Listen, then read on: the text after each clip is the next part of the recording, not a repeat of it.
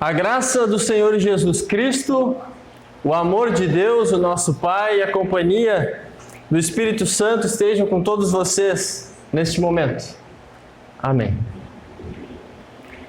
É Jesus aquele que estava por vir ou temos que esperar outro? O que vocês acham? É Jesus aquele que estava por vir ou havemos de esperar outro? O que o nosso texto de hoje diz? Essa foi a pergunta de João Batista, no Evangelho conforme Lucas. A pergunta que João fez, e quem sabe, seja a pergunta que você e eu, em algum momento de nossas vidas, nos fizemos. É Jesus mesmo aquele que estava para vir e nos libertar dos sofrimentos deste mundo? Então, por que muitas vezes tudo parece continuar igual? João Batista, no texto conforme Lucas, ele foi preso por denunciar o relacionamento irregular que havia entre Herodes e a sua cunhada, por anunciar as verdades de Deus. Por causa da palavra de Deus, João Batista foi parar no cárcere. E desde então, no relato bíblico, muitas coisas acontecem. João Batista no cárcere, e os relatos continuam. Jesus foi levado pelo Espírito Santo ao deserto para ser tentado por Satanás, e venceu a tentação. E no poder do mesmo Espírito Santo, Jesus começou o seu ministério, antes tendo sido batizado, anunciando que ele era o Messias, o ungido do Antigo Testamento, que veio para cumprir todas as profecias sendo feitas, para proclamar libertação ao povo, como diz o Evangelho conforme Lucas, dar visão aos cegos. Mas, ao começar a fazer isso, nós vemos que Jesus teve oposição. O povo começou a rejeitar Jesus. Então, Jesus escapou de uma forma que passou entre eles e salvou sua vida naquele momento. Jesus curou endemoniados, Jesus curou enfermos, Jesus fez milagres como aquele da pesca maravilhosa de muitos peixes. Jesus curou um leproso, Jesus curou um paralítico, veio para pecadores anunciando: arrependam-se dos seus pecados e creiam. Mostrou-lhes ser o Senhor sobre o sábado. Ensinou sobre o reino dos céus, sobre o amor ao próximo, sobre a importância de estar bem fundamentado em sua fé sobre a rocha e não sobre algo que não dará sustentação. Jesus curou a sogra do discípulo Pedro e a filha de um funcionário do Império Romano. Jesus também ressuscitou o filho da viúva de Naim. Veja quantas coisas Jesus fez até o capítulo 7. Mas diante de tudo isso que aconteceu, João Batista estava preso. João Batista permaneceu preso. João Batista não viu essas coisas que Jesus fez. Mas ele recebeu informações, como diz o nosso texto, daqueles que eram seus discípulos. E levaram para ele no cárcere tudo que Jesus fez. João Batista estava preso por causa da palavra de Deus. E sabendo que Jesus estava ali, pois ele mesmo anunciou: eis o Cordeiro de Deus que tira o pecado do mundo. E ele então agora no cárcere, sabendo que Jesus é o Filho de Deus, certamente João esperava que Jesus fizesse alguma coisa espetacular para tirar ele da prisão. Quando parecia que nada acontecia, e o texto não dá detalhes, João enviou então 2 dos seus discípulos para Jesus para perguntar, numa linguagem mais informal: Mas vem cá, és tu aquele que estava para vir ou temos que esperar outro? Porque aparentemente a vinda de Jesus e os seus atos não estavam cumprindo com as expectativas de João e de muitos. Povo de Deus, às vezes nós, em nossa fé, podemos ter esse mesmo tipo de dúvidas que João e os seus discípulos tiveram. Por algum motivo, as maravilhas de Deus passam despercebidas por nós, longe dos nossos olhos. E assim como João, podemos ficar desesperados. Enquanto dormimos, quem que cuida de nós? Enquanto estudamos e trabalhamos para ter o nosso sustento, quem que nos deu esse sustento e quem cuida de nós ali? E quando as coisas parecem dar errado, e estamos em dificuldades, nessa pandemia, quem sabe, desempregados, com alguma doença, presos, ou qualquer outra coisa que nos aconteça, quem sabe tenhamos feito a mesma pergunta de João e os seus discípulos: Jesus, é tu aquele que era para vir ou temos que esperar outro?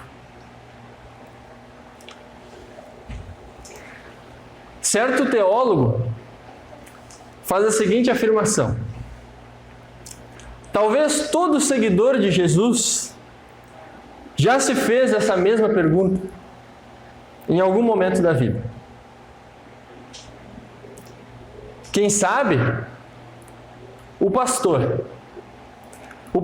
que proclama fielmente os mandamentos e as promessas de Cristo, mas vê sua congregação muitas vezes não dando ouvidos ao que é ensinado. És tu, Jesus? Ou temos que esperar outro? Aquela avó que sofre por cuidar do neto de forma digna, pois os seus pais não conseguem cumprir o seu dever. És tu, Senhor? Ou temos que esperar outro? O homem solteiro que vive a sua vida de fé e almeja ter uma família um dia, mas não tem essa família. És tu, Jesus? Ou temos que esperar outro? A criança que, apesar das pressões para ceder ao mundo, ao incentivo para construir sua própria identidade, se recusa e sofre por amor a Deus. És tu, Senhor? Ou temos que esperar outro? E aí o mesmo estudioso afirma: o que todas essas pessoas têm em comum? Essas pessoas estão sofrendo por fazerem o bem, por viverem e servirem de forma fiel em nome de Jesus, assim como João. E aí surge a pergunta: és tu, Jesus, que estava por vir, ou temos que esperar outro? Essa pergunta, ela não deixa de ser um lamento, mas um lamento em fé. Fé que possui dúvidas. Fé igual a minha, igual a sua.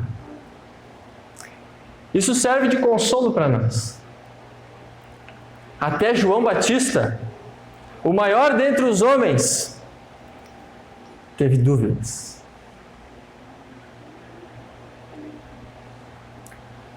Mas o menor no reino dos céus, diz o texto, é maior do que João, porque é dependente de um Deus gracioso.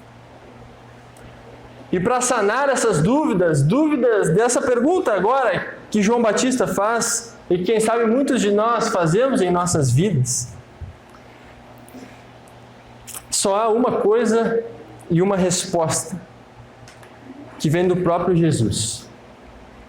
E eu só encontro essa resposta onde Jesus promete estar e me dizer, na sua palavra, e onde essa palavra é oferecida. E Jesus respondeu para os discípulos e respondeu para João. E o que Jesus diz? Vocês, João, estão com dúvida? Vão e anunciem a João o que vocês viram e ouviram. Pois naquele momento Jesus fez milagres diante deles. Os cegos veem, os coxos andam, os leprosos são purificados e os surdos ouvem. Os mortos ressuscitam. Os pobres têm boas novas pregadas a eles. A resposta de Jesus, ela aponta para aquilo que Jesus está fazendo naquele momento. Se você quer saber quem eu sou, diz Jesus, veja o que eu faço. E aí você saberá se é preciso esperar outro ou se sou eu mesmo. Os mensageiros de João viram essas coisas. João não viu. João estava preso.